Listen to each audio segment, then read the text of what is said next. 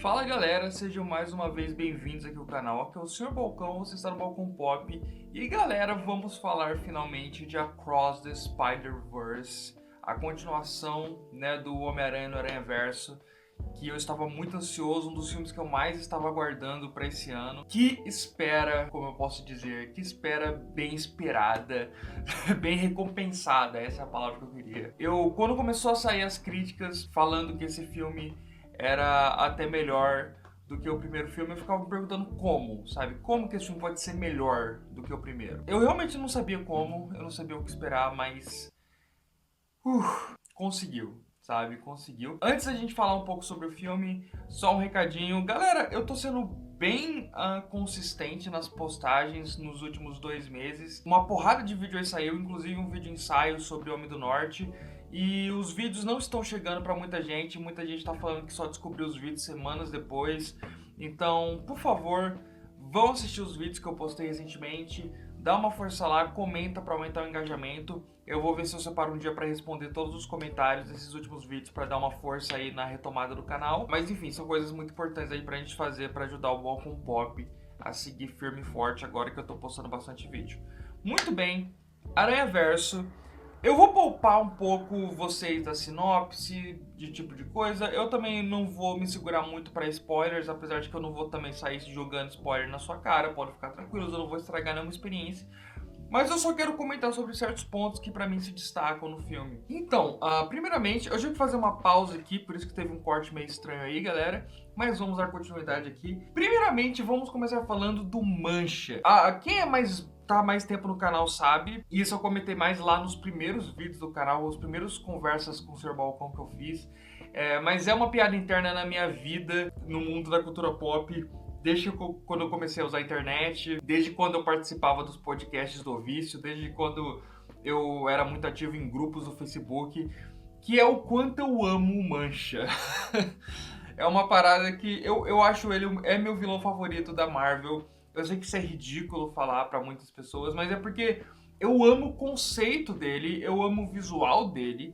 E o episódio que conta a história dele naquela animação dos anos 90 do Homem-Aranha, eu acho um dos melhores episódios de desenhos animados de super-heróis que eu já vi. Eu adorava o jeito que contava a história dele. E meu sonho sempre foi, um dos meus sonhos, assim, de cineasta frustrado, sempre foi fazer um filme todo sobre o Mancha, sabe? Realmente contar a história dele de personagem e tudo mais. O que, tipo assim, nós vivemos num mundo hoje que tem filme do Morbius, vai ter até filme do El Morto, então, tipo assim, porra. Mas finalmente, tipo assim, essa animação é tão boa e usa o Mancha de uma forma tão sensacional, realmente unindo as duas questões do Mancha, que é o quanto ele é visto como patético pelas pessoas que só veem cultura pop e acham sempre o Mancha um dos vilões mais patéticos do Homem-Aranha, o que eu nunca enxerguei, mas eu entendo como as pessoas podem enxergar dessa forma. E o filme começa meio que justamente tratando o personagem dessa forma patética, e depois o filme vai explorando o quão genial o conceito desse vilão é, que é o que eu vi no personagem, tipo assim, ele pega esse personagem que todo mundo vê como patético e fala assim, mano, mas os poderes dele são sensacionais, vamos parar aqui e ver o que ele poderia fazer se ele usasse todo o potencial dele. E aí, obviamente, nós temos todas as qualidades que já viu no primeiro filme sendo expandidas e melhoradas aqui, sendo a mais evidente de todas a parte gráfica, visual do filme, que tá ainda mais sensacional, ainda mais criativa, ainda mais orquestrada pra, sabe, criar diversos planos de uma forma extremamente dinâmica, linda de se assistir, sem um pingo de confusão. Você entende tudo que tá na tela, só que tudo é vibrante, tudo é criativo, tudo é original, tudo parece uma experiência nova. E justamente o próprio personagem do Mancha, o jeito que ele é desenhado de diversas formas, vai criando uma figura de horror nele que é bem atormentadora. É um desenho animado que, apesar de ter também em mente crianças, não é um desenho animado infantil, eu diria, mas tem em mente todos os públicos. Ele não tem medo de ir para caminhos muito assustadores em alguns momentos, que é o que animações do passado tinham muito e que esse filme consegue fazer muito bem, que é não ter medo de ir para territórios mais assustadores. Você tem ali o live action do Pinóquio da Disney, que apaga completamente as sequências mais de terror que tinha no desenho animado original. E esse filme bate o martelo e fala assim, mano, as crianças estão preparadas para ter experiências muito maduras dentro do gênero de animações.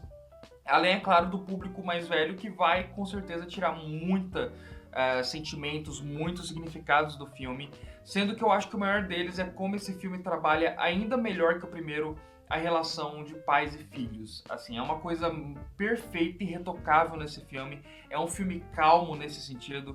É um filme que vai desenvolvendo isso aos poucos. É um filme que toma seu tempo. Eu acho que isso que justifica essa história ser dividida em duas partes, porque, sinceramente, dava pra ter resolvido esse filme em um filme só, sabe? Se eles tivessem cortado muitos dos momentos mais emocionalmente parados do filme, dava pra você ter enxugado isso e finalizado, talvez colocado uns 10 minutos a mais ali, finalizado o filme em 2 horas e 10, 2 horas e meia. Aqui eu tô vendo que é uma reclamação que as pessoas estão fazendo bastante sobre o filme não ter nenhuma conclusão, nenhum senso de conclusão. É realmente um filme que depende do próximo filme pra funcionar, ou pelo menos pra se concluir. Mas independente disso, é um filme que consegue trabalhar suas emoções de uma forma tão brilhante, sabe? De uma forma tão genial, que eu acho que compensa, sabe? O fator de não ter uma conclusão muito definitiva nesse filme, diferente do primeiro, que era redondinho, perfeitinho. Os fatores emocionais desse filme, o fato do filme já começar numa nota emocional muito alta e se manter naquela nota o filme todo. O filme tem alguns dos monólogos mais lindos que eu já vi em qualquer filme sobre a relação pais e filhos. O monólogo que a mãe do Miles fala pra ele em relação a sobre como ela enxerga o filho, como ela quer proteger o filho, mas ao mesmo tempo ela entende que não é mais o papel dela em muitos momentos fazer isso, mas que ela sempre tá ali pra criar um ambiente seguro pro filho e que ela tem medo de que por ela sempre ter lutado, ela e o pai dele terem lutado pra tornar o mundo um lugar que abraçasse ele, só que eles sabem que o mundo não é daquele jeito, não vai receber o Miles da mesma forma que eles recebem ele. É uma cena tão tocante, tão sincera. Isso me leva a ter que falar um pouco sobre Camp Powers, que apesar do filme ter 3 diretores, o nome que mais me chamou a atenção desde o início foi Camp Powers, que eu acho um dos maiores gênios em ascensão na indústria no momento. Assim, eu acho ele já é um dos meus artistas favoritos, simplesmente porque, sem sacanagem nenhuma, tem vídeos aqui no canal sobre Soul e sobre Uma Noite em Miami. Eu acho Uma Noite em Miami, que é baseado numa peça dele, ele escreveu o roteiro do filme, foi dirigido pela Regina King. Eu acho talvez meu filme favorito da década até agora, sabe? É concorrente forte, top 3 filmes favoritos da década até agora pra mim. E Soul é provavelmente minha animação favorita também da década, concorrendo apenas com Gato de Botas 2 e agora Aranhaverso, que também é do Camp Powers. Então são facilmente assim, as 3 animações que mais me pegaram de jeito desde que a década começou. Eu amo o jeito que o Camp Powers escreve diálogos. Eu acho muito que ele deve ter escrito a maior parte dos diálogos desse filme, porque ele vem do teatro, ele vem da dramaturgia, ele tem um jeito do jeito que ele escreveu diálogos em Soul, do jeito que ele escreve diálogos em Uma Noite em Miami. É uma coisa muito humana, uma coisa muito verdadeira, uma coisa muito honesta, que eu acho que tá em Aranhaverso 2 mais do que no Aranhaverso 1, sabe? No Aranhaverso 1 é aquele filme perfeito, só que parece seguir várias batidas, sabe? Tipos de diálogos, tipos de fórmulas que você vê em vários lugares. É um filme perfeito, só que dentro das fórmulas que ele pegou pra colocar nesse universo super bem animado, super criativo visualmente e tudo mais. E discutir a figura do Homem-Aranha enquanto super-herói, enquanto o significado dele para a cultura pop, né? Agora, nesse segundo filme, os diálogos realmente parecem ser falados por pessoas reais, sabe? São diálogos muito mais verdadeiros para mim, muito mais emocionantes. O diálogo da Gwen Stacy com o pai dela, eu acho que é o grande catalisador da discussão sobre a possibilidade da Gwen Stacy ser uma personagem trans, o que faz muito sentido dentro do subtexto dela na história, as cores da personagem, obviamente, o jeito que as cores vão se expandindo conforme as emoções dela vão sendo aceitas pelo pai dela. É uma coisa linda, um subtexto tanto visual quanto textual maravilhoso.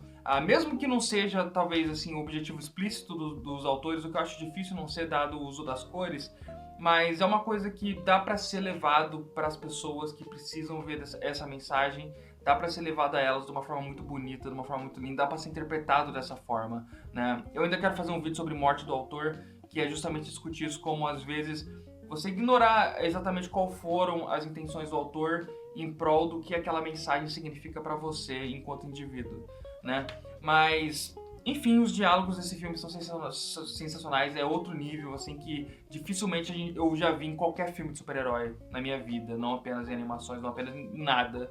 É um nível de diálogo absurdo, sabe? Eu realmente amei os diálogos desse filme, eu acho que é uma coisa que mais faz ele se destacar pra mim em relação ao primeiro e ganhar a sua qualidade extra acima do primeiro filme. Essas questões de dramaturgia que eu falei do Camp Powers e tudo mais, eu acho que também você percebe elas no vilão. É um filme meio shakespeariano em certos sentidos, mas eu acho muito interessante a gente pensar na figura do vilão e na questão dele, que é a seguinte, que é o vilão desse filme. Eu acho que vai ser mais explorado no terceiro filme. A grande questão aqui é que, por ter acontecido a tragédia que aconteceu com ele não pode deixar que os outros Homem-Aranhas tenham a possibilidade de ser feliz, né? Então a gente percebe essa loucura nele e ele não quer nem dar a chance de outros Homem-Aranhas tentarem mudar a sua história de vida para melhor, com base no fato de que ele não conseguiu. Então, para ele, é inconcebível que outra pessoa consiga o que ele não conseguiu. Então, essa é uma motivação e ele vai se tornando uma loucura do personagem que é muito interessante também, sabe? E todos os vilões do filme, o Mancha, assim, as motivações do Mancha são um pouco forçadas, assim, ele fica louco por não tanto, assim, tipo assim, perto dos outros, assim, pelo quanto ele odeia o Homem-Aranha, eu não sei se é tão justificável. Mas o vilão, ele é muito ameaçador, o Mancha. O Mancha consegue virar um vilão ameaçador, independente das motivações dele. Sabe, é um filme difícil de apontar erros. Talvez a única coisa que eu achei meio what the fuck, que quando chegou eu fiquei tipo... hã? É a questão dos capitães, né? Tipo assim, como os capitães afetam o cânone do universo do Homem-Aranha. Que eu achei um pouco... o John comentou isso no Twitter, que parece ser uma forma deles meio que darem a volta na questão da Gwen Stacy sempre morrer. Meio que deixar isso de lado. Então ele criou essa ideia dos capitães, que eu achei um pouco aleatório. Tipo, capitã, tipo, porra, foda-se, né? Mas, independente disso, eu também acho muito interessante, tipo assim, se o primeiro Aranha-Verso discutia muito o papel do Homem-Aranha pro mundo e pros fãs do personagem, esse é um filme que realmente discute muito o papel do Homem-Aranha dentro das próprias histórias em quadrinho, a questão do cânone e a questão da narrativa, né? Eu acho que esse é um filme mais metanarrativo, enquanto o primeiro era mais um meta-comentário sobre a figura do Homem-Aranha, filosoficamente falando. Esse segundo filme é mais uma metanarrativa sobre como as narrativas do Homem-Aranha funcionam, e eu acho que é por isso que essa tá se encaminhando para ser definitivamente a trilogia definitiva sobre o Homem-Aranha que a gente poderia querer. Por mais que eu ame a trilogia do Tobey Maguire e vai ser sempre a minha favorita do coração pelo quanto me afetou, eu sinto que a Aranha-Verso tá, sem dúvida nenhuma, criando uma tríade de filmes que vão comentar a figura do Homem-Aranha por todas as dinâmicas possíveis, por todos os pontos possíveis, né? E render aí talvez a melhor trilogia de super-heróis, talvez a melhor trilogia de animação já feita, dado que Toy Story agora é uma quadrilogia. Mas mesmo se Toy Story fosse uma trilogia, eu acho que Aranha-Verso tá batendo de frente com tudo de animação que você pode ver por aí, e que realmente a Sony conseguiu, com apenas uma propriedade da Marvel, fazer um trabalho completo, maravilhoso e irretocável sobre a figura do Homem-Aranha, sobre tudo que ele significa para a cultura pop dentro das próprias histórias do Homem-Aranha e assim por diante. Então, estou muito feliz, estou muito satisfeito. Não percam esse filme no cinema, que é uma obra-prima, tá certo? Provavelmente o melhor filme que eu vi deste ano, sabe? E eu queria comentar com vocês, galera, sigam a gente, tá? No TikTok, tanto da Bacano Records quanto do Balcão Pop, Sr. Balcão, arroba Sr. Balcão lá no TikTok, que eu tô fazendo vários vídeos maneiros lá. Eu ranqueei os filmes que eu vi no cinema até agora lá, entre outras reviews, vídeos de aquisições. Tô fazendo bastante conteúdo pra lá, então não percam. E lá eu vou manter atualizado o meu ranking de filmes vistos no cinema, conforme eu for vendo mais filmes, né? E eu acho que a Aranha-Verso agora chegou ao topo, talvez competindo apenas com Gato de Botas 2. Então você vê aí, as animações estão com tudo, certo? Ainda mais em termos de bilheteria, depois do sucesso de Super Mario, agora o sucesso de Aranha-Verso. Quem sabe Hollywood vai acordar pro valor das animações, certo? Então é isso aí, galera. Muito obrigado pela atenção. Até a próxima oportunidade aí da gente se falar e valeu!